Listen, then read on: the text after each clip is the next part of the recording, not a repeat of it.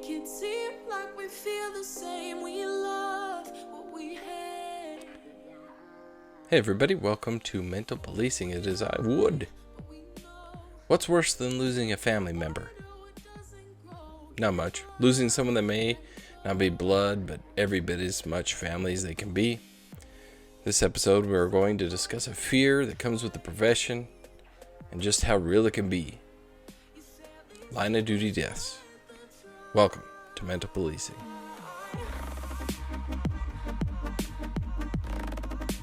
At least it was worth a try.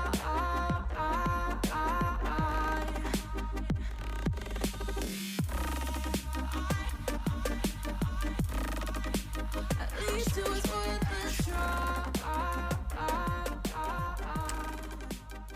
Hello friends, thanks for joining me this episode. I understand this is a topic that we don't love discussing because it hurts. It's reality and it can be very personal. It's a topic that I think every officer and maybe even most in society understand. But until it happens, we might not discuss what it can actually do to a person who has to deal with it. Every now and then a person comes along that you meet and you get to know. Maybe a lot and maybe a little. Either way, they have a small impact in your life. So you continue about your life and your career, and they seem to always be there. You become friends, sharing the same stories, same social gatherings. You might even become the best of friends. But friends can be a dime a dozen for some people. What makes a police officer any different? Unless you have them, it's hard to know. It's hard to explain to people what it's like to have a friend that is a cop. I've heard people tell me that they have close friends that they consider family, and as do I. So you start to get an understanding of what it might be like to lose them. So how's it any different to lose a fellow officer? Let's say you just work in the same department as the officer. You weren't necessarily friends. Does he hit you? Does an officer dying in another state affect you as much? What if you're friends, and close ones at that? How does that hit you? I'm here to tell you that it will affect you. It doesn't matter if it's in another state. The knowledge of losing a police officer hits you hard. The closer you are to that officer, or if there were circumstances in which you made it out okay, but they didn't, it'll bother you. Why? I don't know necessarily. I don't know if I have the why for everyone, but I'm going to share some of my ideas. I believe that being a police officer is a noble profession. I believe the majority of us get into this profession to make a difference in the community in which they work. They put on their uniform every single day for those communities. There are other professions that do that. But as a police officer, we gamble with the idea that we may never come home, to be targeted simply for wearing the uniform. Often it doesn't matter the kind of person that you are. You have the blue uniform, and you are a target.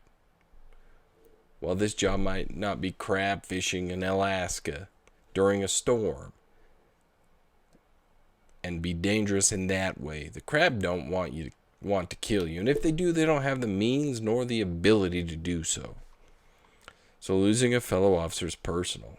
You identify with that man or woman that has been killed. They are you, and you are them. Could have been you. Might have been you. I know there are some that listen to the show that have lost a brother or sister in blue. I've lost a couple, and it hurts me painfully each time to think about it. To be killed by accident or as a target because of your profession bonds you to others, and unless you wear that badge each day, you cannot understand that. It is as though when an officer is killed, they were targeting you, but missed and just got somebody else. To say that sounds a little bit crazy, but if you're being honest with yourself, it is reality. So what an officer thinks about. I mentioned before that I've lost friends in this profession that I knew personally. They may not have been my closest friends, but because we put on the same uniform, they represent me and what I stand for. And every time I pass by a place we shared a memory, or each time I have a certain drink or drive on an icy road, I remember them. I could go on and on, but because this is mental policing, it's time to check ourselves. What do? We've lost someone in blue. We have to keep going. Well, I would say, as many times in previous episodes, get help and talk to someone. If you're affected to the point you cannot function at work and do the right thing, get some damn help. Go see a professional, talk it out. Start by being selfish and take care of yourself. If you aren't right, we aren't safe. If we aren't safe, bad things happen. So here's a few things. Survivor's guilt. Yes, it's a real thing. Some officers may scoff at the idea, but they are the worst offenders of this. We want to take their place. We always run toward conflict and we want to help. We would gladly take the pain from other people and make it our own. When people are killed, it's not much different. We watch the friends and family suffer, and we think if we could just bring them back and take their place, there would be fewer broken hearts and souls. We need you here. We need your help, and we need you to continue to be strong for us. Next, grieve. Allow yourself to grieve, damn it. You've lost someone. You've lost a family member. You lost a piece of you. Allow yourself to deal with that. Do so in a healthy way. Getting stupid drunk is not a coping mechanism. It's a way to pretend that it didn't happen and you don't have to feel. So cry. If you can't cry in front of others, find a room, a desolate location, and cry for hell's sakes. But please, grieve and allow yourself to begin to heal. Know that it was not your fault. Guess what? Unless you pulled the trigger, it wasn't your fault. This wasn't what you did or did not do. You couldn't have predicted it, so stop trying to take it. Sometimes accidents happen. Sometimes bad people have bad intentions, and sometimes good people die. It's not your fault. Last, check on your classmates. You're not alone. Someone else may feel alone. Someone else is also feeling this burden. So check on each other. Share the emotion of losing a brother or sister. Let them know you hurt. Let them know you don't understand it all either. It's hard to make sense of it.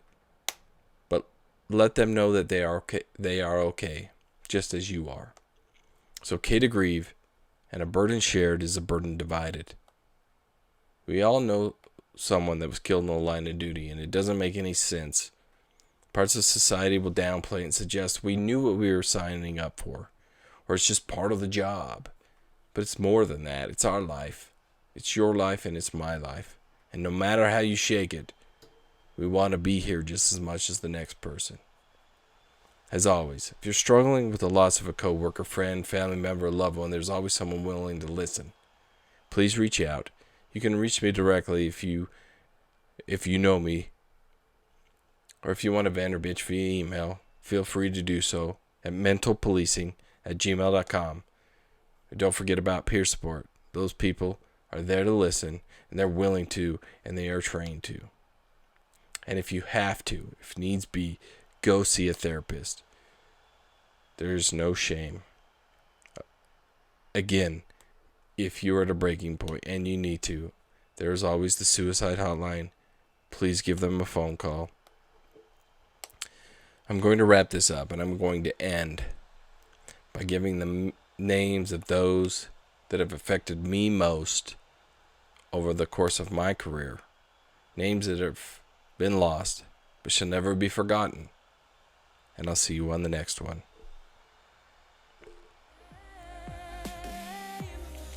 Officer John C. Draper, Detective Kevin S. Orr, Officer Stephen R. Anderson, Officer Charles B. Skinner, Deputy Josie Greathouse Fox, Sergeant Franco R. Aguilar, Officer Joshua Yazzie, Deputy Brian B. Harris, Officer Jared D. Frankham, Trooper Aaron Beasley, Sergeant Derek R. Johnson, Sergeant Corey Ride, Officer Douglas Barney, Officer Cody Brotherson, and Trooper Eric Ellsworth.